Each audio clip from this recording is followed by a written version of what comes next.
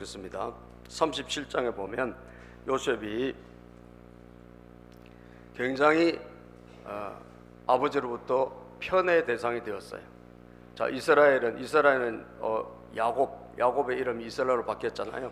자, 이스라엘은 이스라엘은 늙음하게 요셉을 얻었으므로 다른 아들들보다 요셉을 더 사랑하여서 그에게 화려한 옷을 지어서 입혔다. 늙음하게 늦둥이, 아주 늦게 낳은 아들이에요. 그러다 보니까 다른 아들들보다 이 형들이 쭈루룩 있는데 누나도 있고 이 요셉을 더 사랑한 거예요. 사랑하다 보니까 뭐예요? 차별 대우를 했어요. 편애를 한 거예요. 채색옷, 이전 성경에 보면 채색옷이라 되어 있는데 화려한 옷을 지어서 이 아들에게만 입힌 거예요. 여러분도 자녀들 가운데 더 사랑하고 덜 사랑하고 이런 것들을 표현하는 것을 조심하셔야 됩니다. 아시겠죠? 편애를 조심해야 돼요. 왜냐하면 이거를 다른 형제들이 매우 싫어한 거예요. 형들은 아버지가 그를 자기들보다 더 사랑하는 것을 보고서 요셉을 미워하여 그에게 말 한마디도 다정스럽게 하는 법이 없었다. 이 형들이 막 굉장히 미워한 거예요. 아버지가 유달리 사랑하니까 미워해가지고 말 한마디도 다정하게, 이 동생이니까 참 다정하게 할 만하잖아요. 한마디도 말을 다정하게 안 했다는 거예요. 다시 말하면 미움이 막 가득 차 있었어요. 그러니까 아버지의 편애가 있었고, 그래서 형들로부터 굉장히 미움을 샀다는 거예요. 자, 그런데 여기에서 또 형들이 이 요셉을 미워하게 된 또 다른 요인이 있습니다. 그건 뭐냐? 이 요셉이 꿈을 꾼 거예요. 이 꿈은 하나님께서 꾸게 하신 꿈인데, 자, 37장 5절에서 7절에 보면 시작. 한 번은 요셉이 꿈을 꾸고서 그것을 형들에게 말한 일이 있는데 그 일이 있은 뒤로부터 형들이 그를 더욱더 미워했다. 요셉이 꿈을 꿨는데 이걸 형들에게 말을 했어요. 내가 이런 꿈을 꿨다 이거예요. 그때부터 이 형들이 옛날에도 미웠는데 더 미워했다는 거예요. 그럼 꿈 내용이 뭐냐? 잘난 체 한다는 거예요. 자, 요셉이 시작. 요셉이 형들에게 말했다. 내가 꾼 꿈 이야기를 한번 들어보시오. 우리가 밭에서 곡식단을 묶고 있었어요. 그런데 갑자기 내가 묶은 단이 우뚝 일어서고 형들의 단이 나의 단을 둘러서 절을 하였어요. 자, 형하고 자기가 곡식단인데 이게 꿈에 곡식단으로 보인 거예요. 자, 그런데 이 곡식단인데 자기가 우뚝 일어서고, 이 말은 뭐예요? 성공한 거죠. 소위 말하는 이 사람만 우뚝 일어선 거예요. 존귀한 인물이 된 거예요. 그래서 나머지 형들이 뭐 했다? 절을 하더란 거예요. 이 꿈을 꾼 겁니다. 그러니까 형들이 매우 미워했어요. 그래서 7절부터 또 9절을 보면 이 꿈이, 하나님이 주신 꿈은 한 번 더 꾸게 하시거든요. 겹쳐서 꾸게 하세요. 그죠? 보통 보면. 자, 그 다음 9절 한번 넘겨봅시다. 8절 9절. 형들이 그에게 말했다. 시작. 형들이 그에게 말했다. 네가 우리의 왕이라도 될성 싶으냐? 정말로 네가 우리를 다스릴 참이냐? 형들은 그의 꿈과 그가 한 말 때문에 그를 더욱더 미워했다. 계속 지금 미워할 일들만 쌓여 나가는 거예요. 그런데 얼마 뒤에, 시작. 얼마 뒤에 그는 또 다른 꿈을 꾸고 그것을 형들에게 말했다. 들어보세요.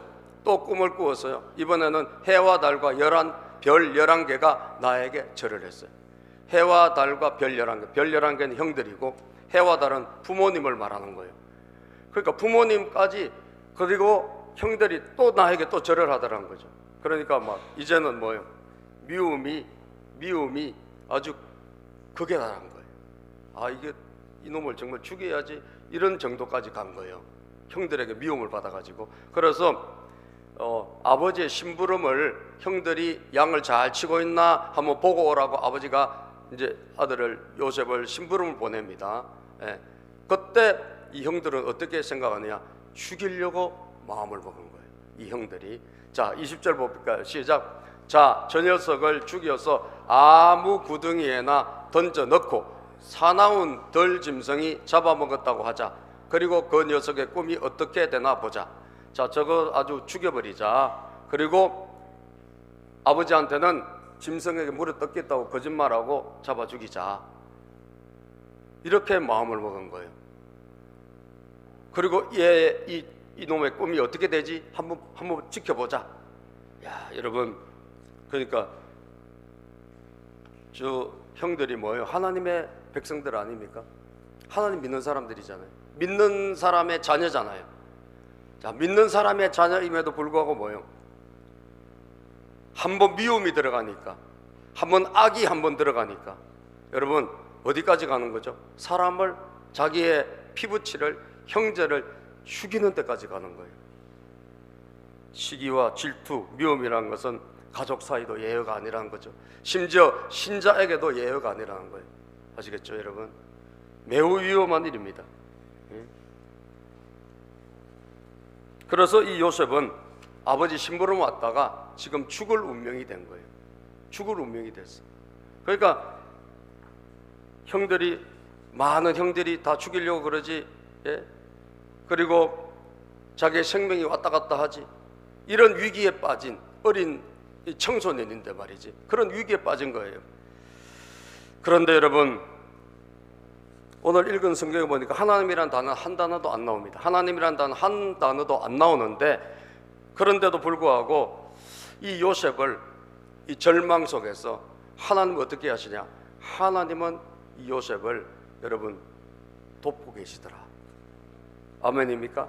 하나님은 이 요셉을 돕고, 그래서 절망 속에서 우리는 뭘 봐야 되나? 절망 속에서도 뭘 봐야 되는가? 여러분, 믿음을 가지고 하나님을 바라봐야 될 줄로 믿습니다. 그래서 첫 번째 보니까 왜 절망 속에서 희망을 발견하고 우리가 요셉의 이야기를 다시 볼 수 있느냐? 하나님께서 도우시고 계시기 때문이다라는 거예요. 예? 누구를 통해서? 다 형들이 언론에서 죽이려고 했잖아요. 그런데 이 요셉의 편을 드는 사람이 나타납니다. 그게 누구냐? 첫째 형 르우벤, 그리고 나중에 보면 넷째 형 유다가 요셉의 편을 들고 나타납니다. 죽일 것까지는 없지 않냐? 죽여서는 안 되지 않냐? 그러면서 이 형이 나타나요. 예? 자, 오늘 성경에 보니까 21절에, 자, 여러분들 21절에 보니까 말이죠. 예. 성경 갖고 오신 분 한번 볼까요? 21절. 르우벤이 이 말을 듣고서 그들의 손에서 요셉을 건져내려고 그들에게 말하였다. 이렇게 말하였다. 목숨만은 해치지 말자. 예. 목숨만은 해치지 말자. 이 아들 죽이서는 안 된다. 이 아들을 그냥 살려는 두자라고 이 르우벤이란 형이 말을 하는 겁니다. 그래서 22절에 보니까 피를 흘리지 말자. 여기 들판에 있는데 구덩이에 그냥 던져놓고 손대지 말고, 그리고 짐승이 물어 뜯든지 말든지 그냥 구덩이에 던져놓자. 이렇게 형이 제안을 해요. 예?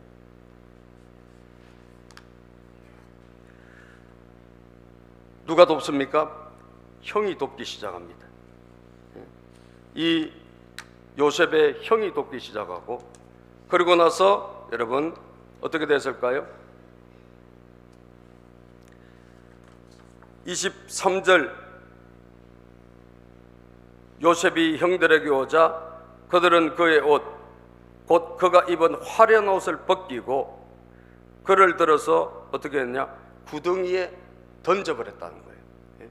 구덩이에 다 던져버렸어, 이 요셉을. 예. 그런데 이 구덩이가 어떤 구덩이냐 하면 여러분 24절에 보니까 그 구덩이는, 이 구덩이에 요셉을 던져버려요. 예? 던져버렸는데 이 구덩이가 보니까 빈 구덩이였다. 성경이 이렇게 말씀하고 있어요. 빈 구덩이. 예? 자, 요셉은 지금 20절까지 보면 이제는 죽어야 될 운명이에요. 형들에 의해 가지고 그냥 살인을 당해야 될 운명인데 누가 나타나죠? 큰 형이 나타나서 죽이지는 말자, 그냥 구덩이에 집어넣자 라고 제안을 합니다. 그리고 그래서 결국은 이 요셉을 구덩이에 그냥 던져버려요. 구덩이에 던지는데 이 구덩이가 어떤 구덩이다? 24절에 보니까 그들은 들어서 구덩이에 던졌다.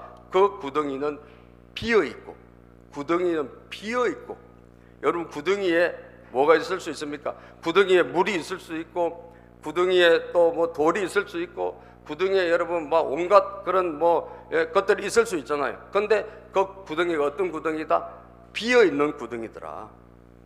그리고 그 안에는 물이 없었다. 사랑하는 여러분, 누가 돕고 계신 거죠? 하나님이 도우신 줄로 믿습니다. 하나님 우리 아버지가 사랑을 통해서 도우시고, 하나님 우리 아버지가 환경을 통해서 도와주시는 거예요. 사랑을 통해서. 갑자기 죽이려고 했던 그 형 한 명이 내 편을 들어주고, 여러분 빠진 그 웅덩이에 보니까 물이 없고, 그래서 후사일생으로 일단 목숨을 건지는 그런 은혜를 누가 베풀어 주시는가? 하나님 베풀어 주시는 거예요. 아멘입니까? 여러분 죽고 사는 것은 누구에게 달려 있습니까? 하나님께 달려 있어요. 하나님이 오늘 우리를 잡아주시면, 막아주시면 여러분 생명은 안전한 줄로 믿습니다. 내가 뭐 건강하게 열심히 운동한다고, 내가 뭐 좋은 거 먹고 여러분 그런다고 내가 안전한 거 아니고, 하나님이 후 불면 우리 인생은 날아가 버리는 거예요. 그런데 하나님이 우리를 붙잡아 주시면 우리는 살아날 수가 있는 줄로 믿습니다. 고난의 대명사인 욥을 보면, 욥기 23편 8절에서 10절을 보면 말이죠. 욥기 23편 8절에서 10절 시작. 그런데 내가 앞으로 가도 그가 아니 계시고 뒤로 가도 보이지 않으며, 앞으로 가도 안 계시고 뒤로 가도 안 보이고, 뭐요? 하나님이 안 보이시는 거예요. 하나님이 안 나타나시는 거예요. 도대체 하나님은 내 인생에 어디 계시냐? 분명히 하나님은 계시긴 계신데 어디 계시냐 이거예요. 자, 그 다음 구절 보면 그가 왼쪽에서 일하시다. 왼쪽에서 어딘가 뭐 일은 하시는 것 같아. 그런데 내가 만날 수 없고, 그가 오른쪽으로 돌이키시나 배울 수가 없구나. 왼쪽에서 뭔가 하고 계세요. 그런데 난 만날 수가 없어요. 오른쪽으로 돌이키고 계세요. 그런데 배울 수가 없는 거예요. 이게 뭡니까? 마치 요셉의 인생 같은 거예요. 요셉의 인생처럼, 뭔가 하나님은 일을 하시는데 보이지도 않고 만나지지도 않고 여러분 손에 잡힐 만한 뭐가 없다라는 거예요. 오늘 본문에도 하나님이란 단어 한 단어도 안 나옵니다. 이 요셉이 절망 속에 빠져 있고 형들에게 죽임을 당하려고 하는데 하나님은 안 나타나시고 있지 않습니까? 하나님이란 단어 자체가 없잖아요. 그런데 여러분 하나님은 아니 계실까? 계시다라는 거예요. 그 현장에도 계시고 그 현장에서 뭘 하시나? 사람을 통해서 나를 돕고 계시더라는 거죠. 거기 환경을 잘 마련해 놓고 빠질 웅덩이 안에 다 비워놓고 깨끗이 청소해 놓고 거기에서 아무 문제 없게 웅덩이에 빠지도록 하나님이 그 웅덩이를 예비해 놓으셨다는 거예요. 그래서 10절에 보면 욥이 어떻게 고난 중에 고백합니까? 욥이 시작. 그러나 내가 가는 길을 그가 아시나니 그가 나를 단련하신 후에는 내가 순금같이 되어 나오리라. 내가 가는 길을, 그러나 그럼에도 불구하고 내가 가는 길을 누가 아신다? 하나님이 아신다. 그가 나를 단련하신 후에 내가 순금같이 되어 나올 것이다. 아멘. 믿음으로, 안 보이지만 믿음으로, 그래 하나님은 일하고 계셔. 하나님은 보이지 않지만, 손에 잡히지 않지만 내 주변에 계시고 뭔가를 하시고 계셔. 결정적인 어려움을 당하지 않도록 하나님께서 막아주시고, 하나님께서 지켜주시고, 하나님께서 누군가를 통해서 여러분 돕고 계시더라. 믿습니까 여러분? 그래서 지난주 우리 앞에 찬양팀이 찬양할 때 주가 보이신 생명의 길 그 찬양했잖아요. 그 찬양에 보면 그 후렴이 어떻게 됩니까? 이 욥기에, 이 욥의 그 23장 10절에 있는 저 말씀, 그러나 나의 가는 길을 오직 그가 아시나니 그가 나를 단련하신 후에는 내가 순금같이 나오리라. 그 전에 성경은 정금같이라고 번역되어 있었거든요. 그래서 이 가사가 거기서 나온 거예요. 여러분 같이 한번 불러볼까요? 후렴만 나의 길 오직 그가 아시나니 나를 단련하신 후에 내가 정금같이 나오리라. 나의 길 오직 그가 아시나니 나를 단련하신 후에 내가 정금같이 나오리라.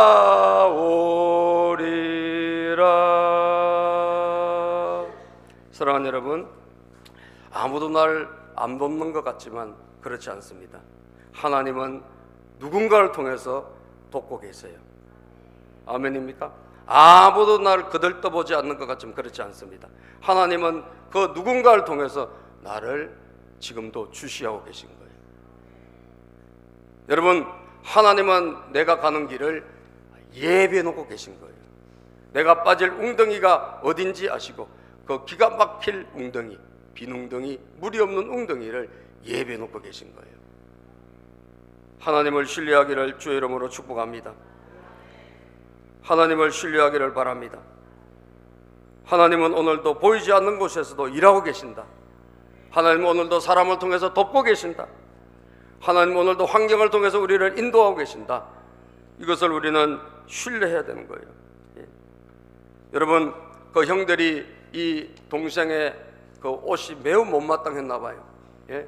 이 동생이 입은 옷, 채색 옷이라, 채색 옷, 옛날 성경의 채색 옷, 지금은 화려한 옷으로 번역되어 있는데 이것을 여러분 벗겨버립니다. 이걸 벗겨버려요.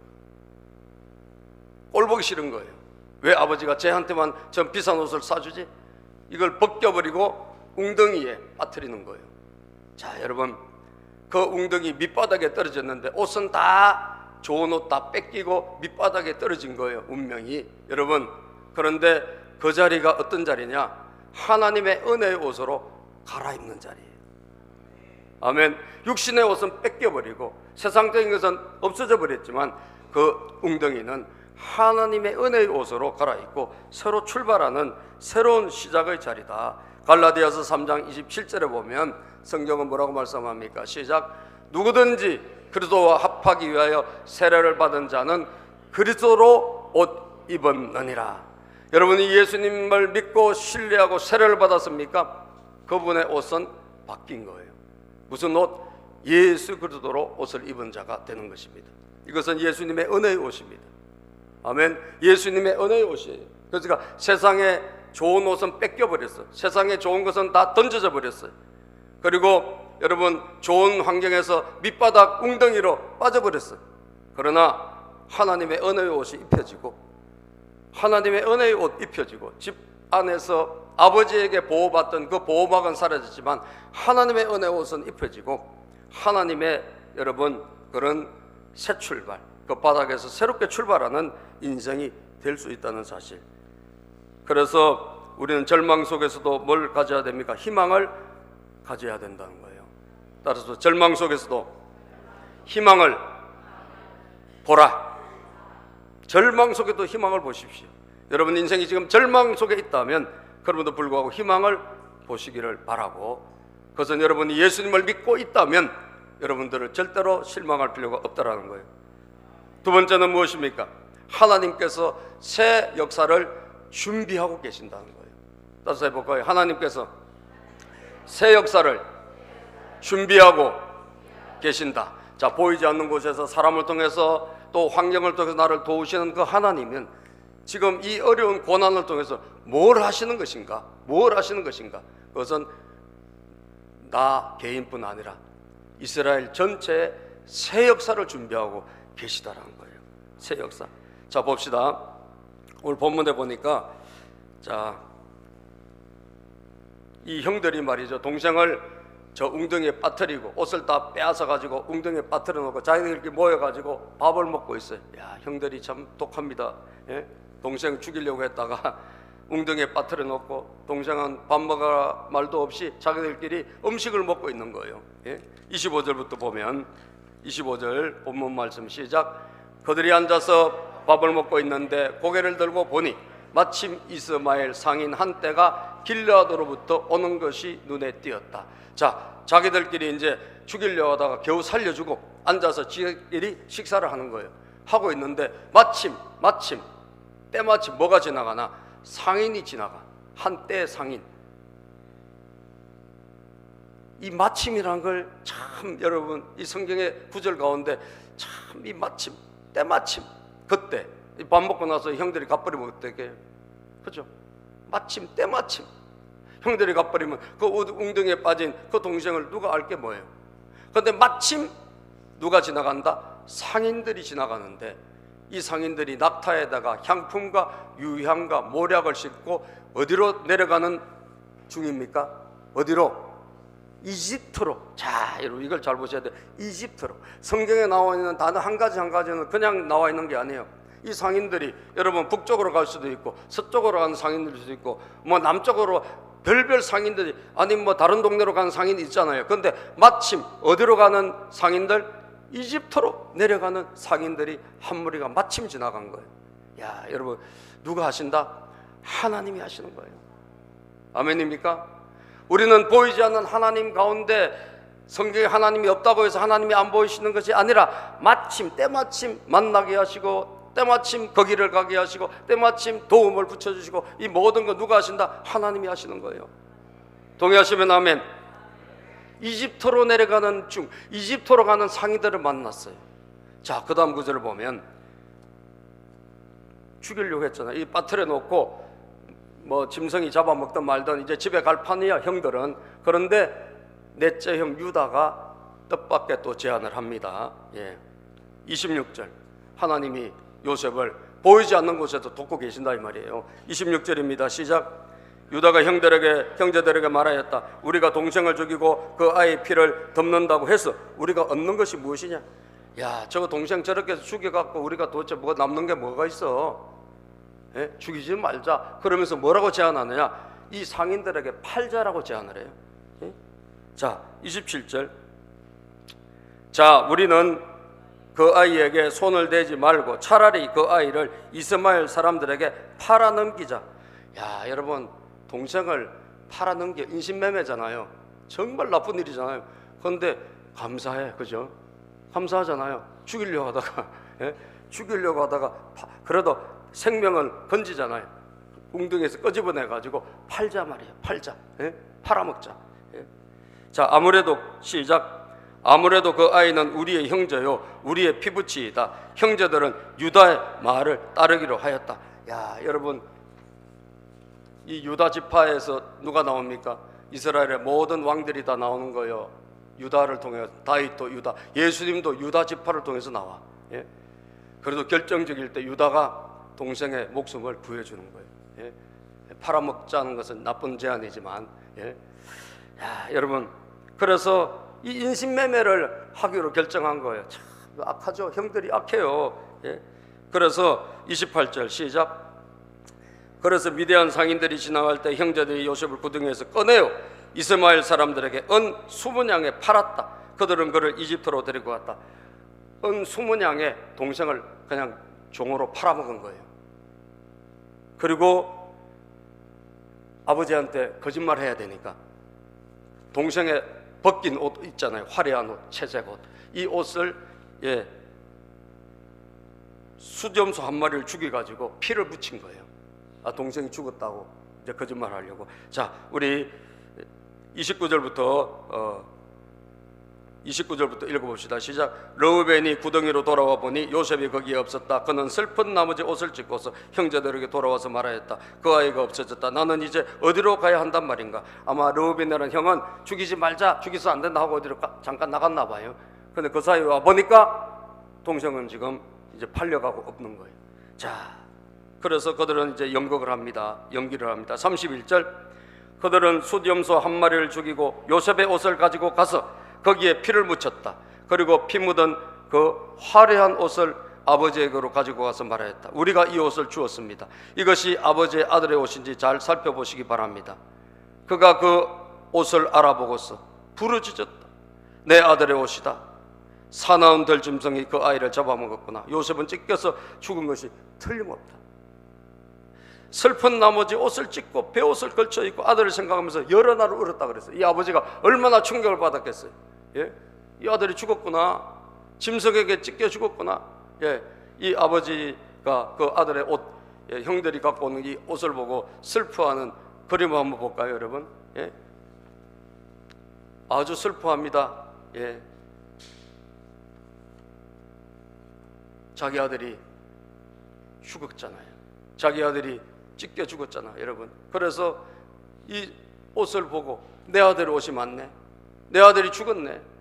짐승에게 물에 찢겨 죽었네. 그러면서 이 아버지가 통곡하고 아주 울면서 여러 날을 울며 먹지 못하고 내가 지금 지옥에 내려가는 심정이다 말이지. 그러면서 괴로워하는 이 아버지의 모습이 그려지고 있습니다. 예.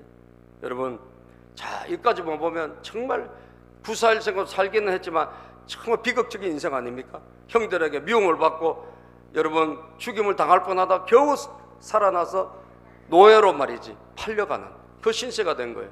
예. 기구한 운명이에요. 그런데 여러분 마지막 절을 한번 보니까 참 여기서 우리는 하나님의 위대한 계획을 볼 수 있다는 거예요. 36절 읽어볼까요? 36절 시작. 그리고 미디안 사람들은 이집트에서 요셉을 보디발이라는 사람에게 팔았다.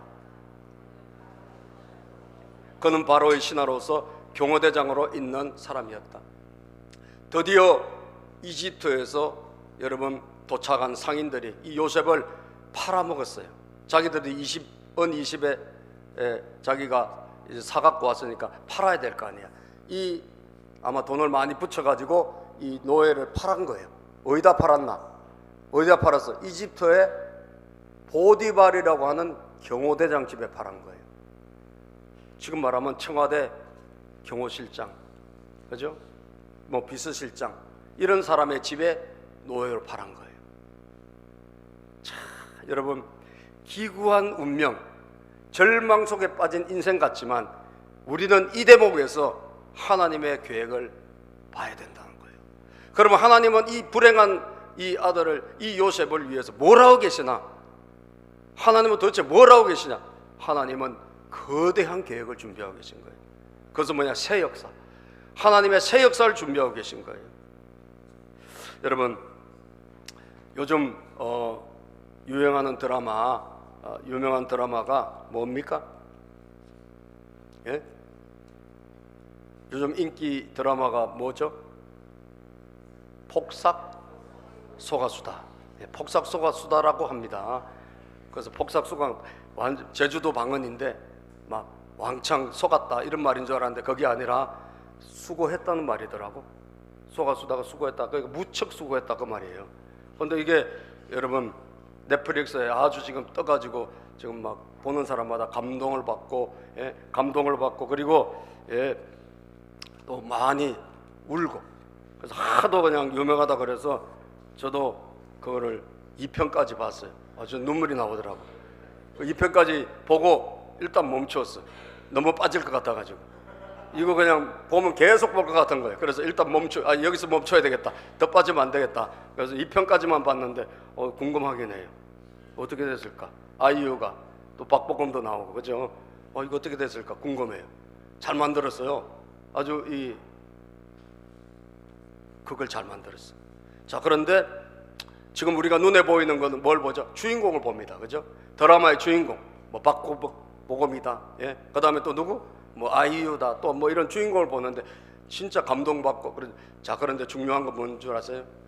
그 드라마를 누가 쓴 거죠? 누가 썼어요? 누가 썼어요? 몰라요? 작가가 썼어요.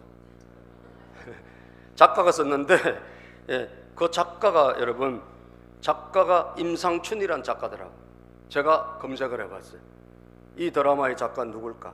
임상춘인데 이 사람이 쌈 또는 마이웨이 뭐 이런 거, 쌈와이웨이 같은 건가요? 그 다음에 또 뭐 유명한 거 동백꽃 필 무렵 뭐 이런 것을 드라마로 만들었대요. 작가인데, 그런데 문제는 이 작가가 자기를 절대 노출시키지 않는데, 그래서 이 사람이 뭐 하는 사람인지 누군지를 아는 사람이 없고, 임상춘이라는 사람도 필명이래. 필명, 그냥 자기 본명이 아니고. 그래서 뭐 하는 사람인지 알려지지 않았대요. 약간 베일에 가 있는 인물.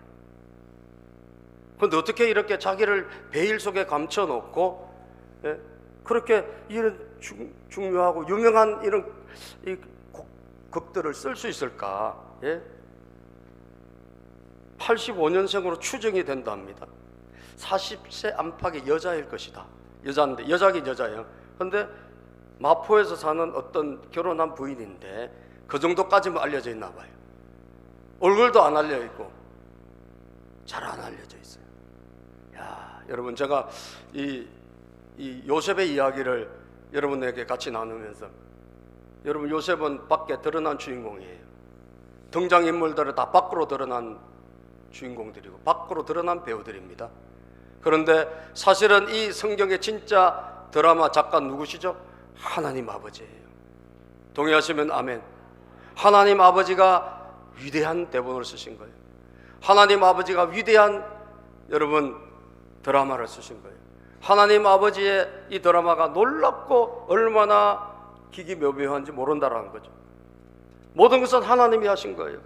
여러분, 이 요셉을 보십시오. 하필이면 때마침 그 상인이 지나가고, 때마침 그 상인이 어디로 가는 상인이다? 이집트로 가는 상인이라는 거예요. 자, 그러면 여기서 우리는 하나님이 준비하신 드라마는 뭐냐?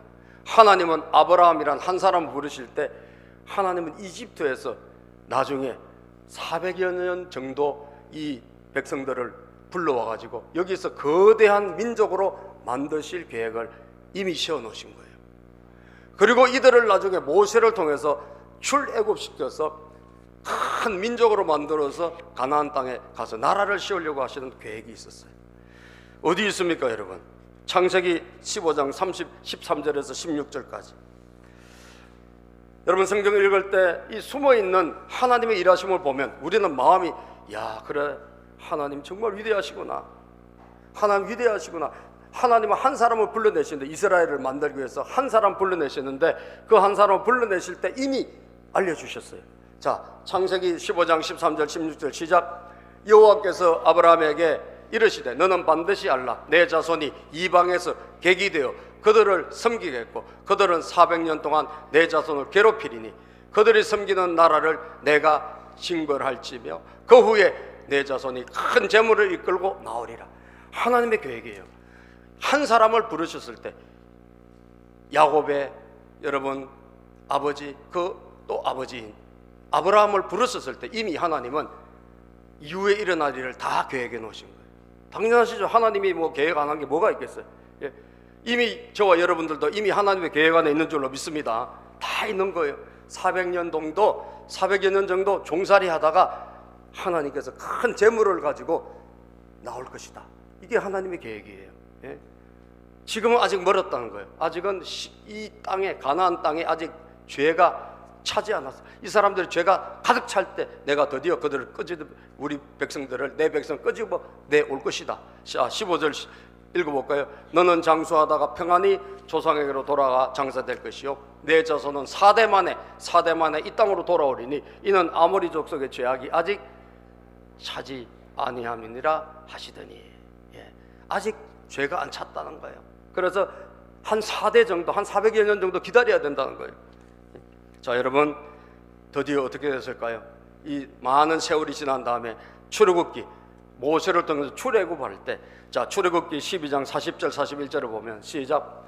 이스라엘 자손이 이집트에서 산 기간은 430년이었다. 마침내 430년이 끝나는 바로 그날 주님의 모든 군대가 이집트 땅에서 나왔다. 자, 이집트 땅에, 여러분, 하나님의 계획은 뭐예요? 큰 민족으로 불어나기를 기다리시고 그들을 데리고 나와서 모세의 인도로 가나안 땅으로 가게 하는 하나님의 거대한 드라마가 있었던 거예요. 그러면 여러분, 이 하나님의 큰 계획에 비추어 볼 때 요셉은 어떤 역할을 한 거죠? 자기 개인적으로 보면 여러분 고난을 당하고 자기는 종으로 팔려가고 형들에게 미움을 받아서 여러분 비참한 인생, 거기서 만약에 하나님이 없다면 이 사람처럼 비참한 인생이 어디 있겠어요? 그죠? 그런데 여러분 그 큰 계획으로 놓고 보면 선발대로 하나님 보내신 거예요. 동의하시면 아멘. 미리 먼저 저 거대한 계획에 선발대로 보내셨을 뿐이란 거예요. 예? 사랑하는 여러분, 그래서 여러분 인생에 지금 일어나고 있는 어떤 일이라 할지라도, 어떤 내가 고난이 있고 시련이 있고 무슨 환경에 내가 놓였다 할지라도 여러분 그것만 보면 인생은 답이 없어요. 내 개인, 우리 가정, 우리 교회, 이 나라, 이 민족, 전 세계를 하나님이 경영하실 계획을 하나님은 갖고 계시고, 아멘입니까? 하나님의 거대한 계획이 있음을 여러분들 아셔야 됩니다. 그것을 바라봐야 돼요. 그래서 이사야 43장 18절 19절에 보면 말씀합니다. 이사야 43장 18절 19절 시작. 너희 이전 일을 기억하지 말며 옛날 일을 생각하지 말라. 보라, 내가 새 일을 행하리니 이제 나타낼 것이라. 너희가 그것을 알지 못하였느냐? 반드시 내가 광야의 길을 사막의 강을 내리니. 옛날 거 다 잊어버리라는 거예요. 하나님 아버지가 뭐 하신다? 새 일을 행하신대. 하나님 아버지가 놀라운 일을 행하신대. 믿습니까 여러분? 새 일을 행하신 분이 하나님이에요. 내가 광야의 길을 낼 것이고 사막의 강을 낼 것이다. 하나님이 내신다는 거예요. 또 이사야 45장 7절에 보면 성경은 뭐라고 말씀하냐 하면 하나님 아버지는 좋은 것만 주시는 것이 아니라 때로는 고난도 창조하셨다 그랬어요. 시작. 나는 빛도 짓고 어둠도 창조하며 나는 평안도 짓고 환난도 창조하나니. 하나님은 평안도 창조하셨고 환난도 창조하셨다. 빛도 창조하시고 어둠도 창조하셨다. 따라서 나는 여호와라, 나는 여호와라. 이 모든 일들을 행하는 자니라. 이 모든 일을 누가 행하신다? 하나님이 행하신다. 그렇기 때문에 눈에 보이는 내 인생 그것만 보지 마시고요, 보이지 않는 하나님이 이 일을 통해서 내 인생에 무엇을 준비하고 계신가, 하나님이 계획하신 그 놀라운 구원 계획은 무엇인가를 볼 수 있게 되기를 주님 여러분 축복합니다. 아멘입니까? 우리에게 향하신 하나님의 인자하심이 크고 크도다. 여러분 하나님의 계획, 하나님의 계획하심, 하나님의 준비하심이 얼마나 큰지 모릅니다. 그 PPT 가서 한번 띄워줘 볼까요 여러분? 우리에게 향하신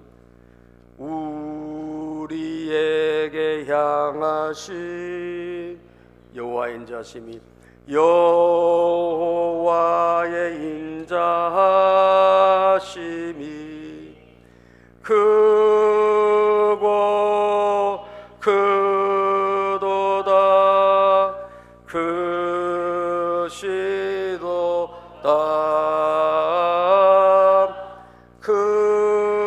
크고 크도다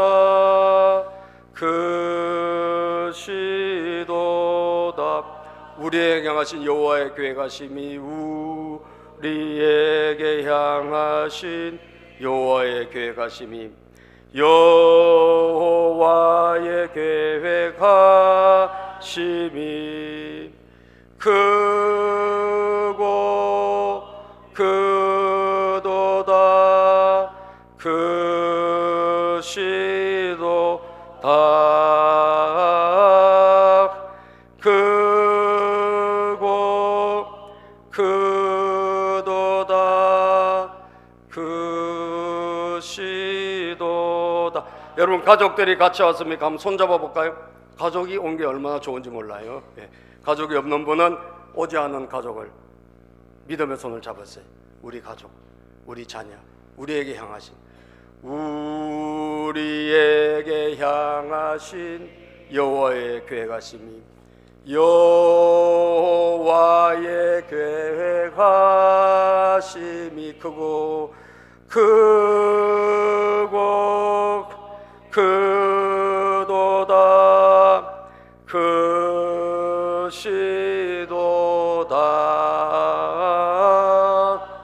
크고 크도다 크시도다. 아멘. 기도합시다. 하나님 감사합니다. 오늘도 이렇게 우리 하나님께서 절망 가운데서도 희망을 볼 수 있는 눈을 우리에게 회복시켜 주시니 감사를 드립니다. 하나님, 보이지 않는 것 같지만 하나님 오늘도 사람을 통해서 우리를 돕고 계시고 환경을 통해서 우리를 돕고 계시는 줄로 믿습니다. 이 눈이 활짝 열리게 하여 주옵소서. 그리고 우리가 당하는 시련, 그것이 앞으로 위대한 하나님의 큰 계획 속에 준비되고 있다는 사실을 알게 해주시니 감사합니다. 하나님은 새로운 준비를 하고 계시는구나.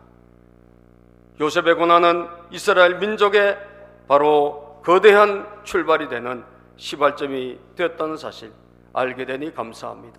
하나님, 눈을 열어 주를 보게 하여 주시옵시고 믿음의 눈으로 세상을 살게 하여 주시옵소서. 예수님의 이름으로 기도합니다.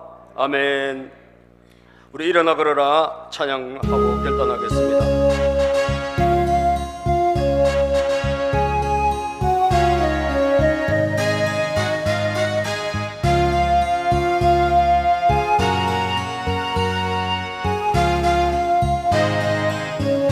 나의 등 뒤에서 나의 등 뒤에서 나를 도우시는 주,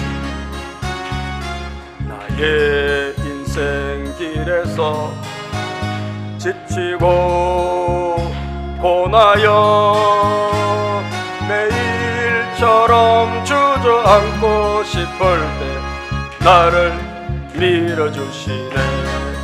일어나 일어나 걸어라 내가 새 힘을 주리니.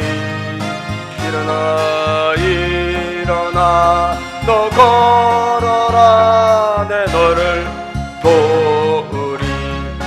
나의 등 뒤에 나의 등 뒤에서 나를 도우시는 주, 평안히 길을 갈 때 보이지 않아도 보이지 않아도 지치고 곤하여 넘어질 때면 다가와 손 내미시네. 일어나 일어나 걸어라 내가 새 힘을 주리니. 일어나 일어나 너 걸어라 내 너를 도우리. 나의 등 뒤에 나의 등 뒤에서 나를 도우시는 주,